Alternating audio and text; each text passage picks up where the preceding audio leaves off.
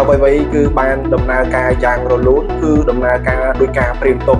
នេះគឺជាលទ្ធផលដ៏ល្អដែលប្រទេសចិននិងសហរដ្ឋអាមេរិកបានចំណាយពេលនៅក្នុងការជួបពិភាក្សាគ្នាដើម្បីស្វែងរកដំណោះស្រាយដោយដែលបងប្អូនទាំងអស់គ្នាបានដឹងហើយថានៅក្នុងរដ្ឋការរបស់លោកប្រធានាធិបតី Donald Trump បន្ទាប់តែអំពីឡើងកាន់តំណែងធ្វើជាប្រធានាធិបតីលើកទី2របស់លោក Donald Trump កាលពីថ្ងៃទី2ខែមេសាឆ្នាំ2025នេះតែម្ដងលោកប្រធានាធិបតី Donald Trump បានអនុម័តក៏ដូចជាតាក់តែងច្បាប់នៅក្នុងការដំឡើងយកនៅពន្ធគយរាល់សម្ភារៈដែលនាំចូលអំពីបណ្ដាប្រទេសផ្សេងៗយកទៅលក់នៅក្នុងប្រទេសខ្លួនដែលដំឡើងនៅអត្រាពន្ធគយដ៏ខ្ពស់កប់ពពកតែម្ដងដែលវាធ្វើឲ្យប្រទេសទូទៅនៅក្នុងពិភពលោកដែលរស់ស៊ីជាមួយនឹងសហរដ្ឋអាមេរិកបាននាំគ្នាឈឺក្បាលក៏ដូចជានាំគ្នាស្វាស្វែងដើម្បីបញ្ជូនមន្ត្រីរបស់ខ្លួនដើម្បីស្វែងរកការចរចាជាមួយនឹងសហរដ្ឋអាមេរិកដើម្បីឲ្យមានការបន្ធូរបន្ថយទៅលើអត្រានៃការនាំចូលទៅលើសម្ភារៈរបស់ខ្លួនដើម្បីយកទៅលក់នៅក្នុងទីផ្សាររបស់សហរដ្ឋអាមេរិកតែម្ដងមិនខុសតែអំពីប្រទេសដទៃប្រទេសចិនគឺជាប្រទេសមួយដែលជាប្រទេសដែលទទួលរងនៅថ្មបាក់ឬក៏ជាប្រទេសមួយដែលទទួលនៅការយកអត្រាពន្ធគយឬក៏ពន្ធនាំចូលអំពីទឹកដីសហរដ្ឋអាមេរិកគឺរហូតដល់145%ដែលនេះវាគឺជាចំនួនដ៏កប់គឺជាចំនួនដ៏ខ្ពស់កប់ពពកមួយដែលប្រទេសចិននឹកស្មានមិនដល់អំពីលោកប្រធានាធិបតី Donald Trump ដែលគាត់បានធ្វើនៅទង្វើដល់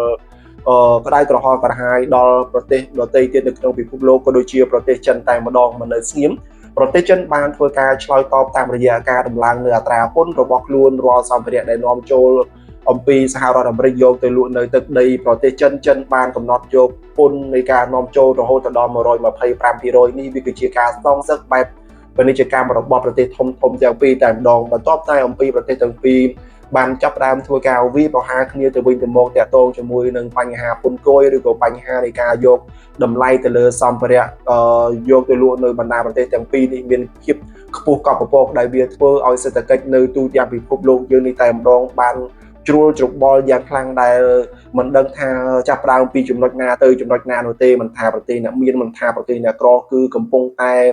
ចាំមើលអំពីដំណើរការនៃការចរចាគ្នារវាងប្រទេសទាំងពីរនេះតែម្ដងគួររំលឹកបងប្អូនទាំងអស់គ្នាផងដែរថាអត្រាពន្ធពីមុនដែលសហរដ្ឋអាមេរិកយកពីប្រទេសចិនគឺត្រឹមតែ30%តែប៉ុណ្ណោះបើចំពោះចិនវិញគឺយកអត្រាពន្ធគយអំពីសំណាក់សម្ភារៈរបស់សហរដ្ឋអាមេរិកដែលនាំយកទៅលក់នៅប្រទេសចិនត្រឹមតែ10%តែប៉ុណ្ណោះដែលវាគឺជាចំនួនមួយដែលប្រទេសទាំងពីរគិតថាវាសមតុល្យឬក៏វាស្មើភាពគ្នានៅក្នុងការយកអត្រាពន្ធនាំចូលដូចគ្នាក៏ប៉ុន្តែដោយសម្លឹងឃើញថាលោកប្រធានាធិបតី Donald Trump បានធ្វើអ្វីមួយដោយអត្តនោម័តដោយរឹងរូសដោយខ្លួនឯងដែលវាធ្វើឲ្យពិភពលោកកាន់តែមានការឈឺក្បាលយ៉ាងខ្លាំងដោយមួយរយៈពេលនេះប្រទេសចិនក៏មិននៅស្ងៀមផងដែរប្រទេសចិនតែងតែវាយបកទៅលើសហរដ្ឋអាមេរិកតាមរយៈការដំឡើងពន្ធគយក៏ដូចជាបញ្ហាផ្សេងទៀតតែម្ដងក៏ប៉ុន្តែនៅថ្មីនេះតែម្ដងកាលពីថ្ងៃសៅរ៍សប្តាហ៍មុនរហូតមកដល់ថ្ងៃច័ន្ទនៅក្នុងសប្តាហ៍នេះដែលត្រូវនឹងថ្ងៃទី12ខែឧសភាឆ្នាំ2025នេះបន្ទាប់តែអំពីការចំណាយពេលវេលារយៈពេល2ថ្ងៃនៅក្នុងការជួបចរចាគ្នារវាងមន្ត្រីជាន់ខ្ពស់របស់ប្រទេសទាំងពីរបានចេញមកថ្លែងសារដូចគ្នាដែលជាសារមួយបានបង្ហាញអំពីផលជាវិជ្ជមាននៅក្នុងការចរចាគ្នាតែម្ដងបើតាមសំណាក់មន្ត្រីរបស់សហរដ្ឋអាមេរិកគឺលោក Jamieson Greer មន្ត្រីទទួលបន្ទុកពាណិជ្ជកម្មអាមេរិកនិងលោករដ្ឋមន្ត្រីហិរញ្ញវត្ថុ Scott Bessent បានធ្វើសន្និសីទកាសែតនៅទីក្រុង Geneva ប្រទេស Swiss ដែលបានប្រកាសអំពី